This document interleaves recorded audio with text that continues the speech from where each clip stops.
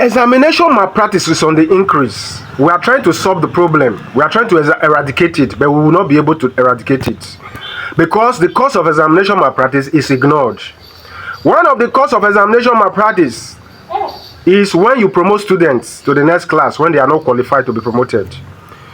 Today you find a child in SS3 who is supposed to be in JSS1, but is in SS3 and he's enrolling for JAM and NECO and WAEC. And he spent money to enroll for this examination. And so he is desperate to pass. Even though he's not grounded in the subject he enrolled for. But he has to pass by all means because his money must not waste.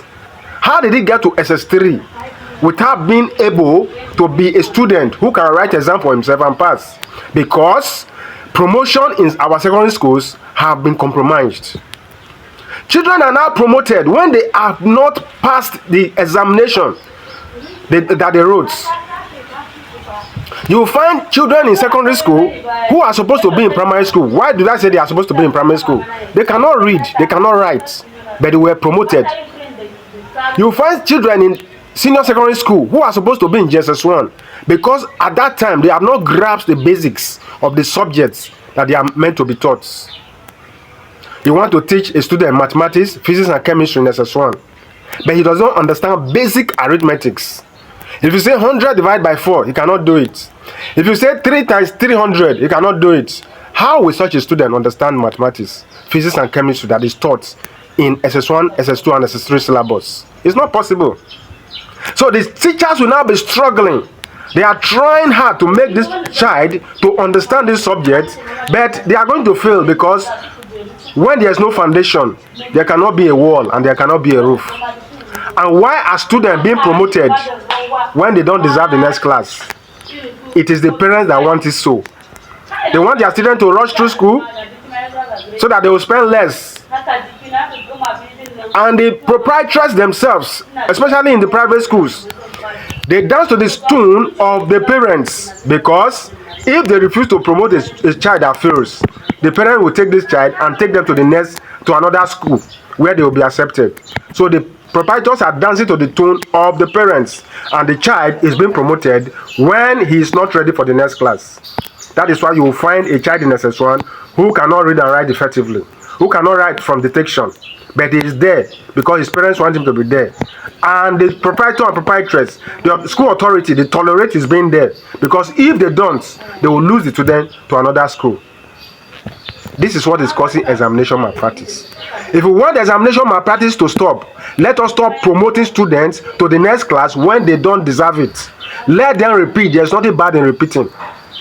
I remember when I was in JSS3. Today I'm a mathematics teacher.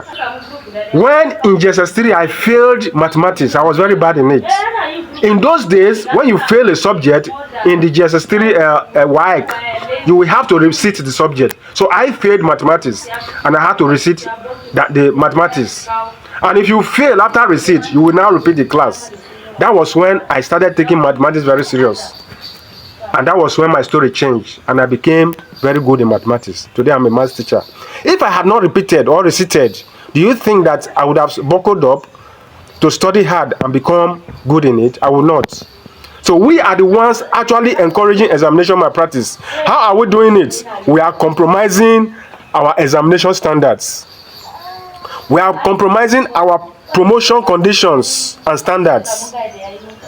So why will a student who is in SS3 be able to write WAEC on his own when he was not able to write JSS1 exam on his own and pass, JSS2 exam on his own and pass, JSS3 exam on his own and pass, and so on and so forth?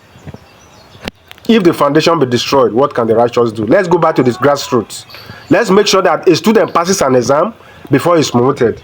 Let promotion be on merits and not on sentiments. Let it not be based on sentiments.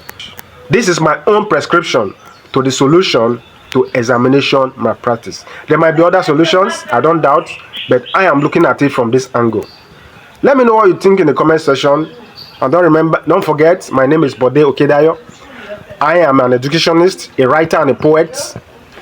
In this channel, I share my thoughts on various aspects of life that are of interest to us.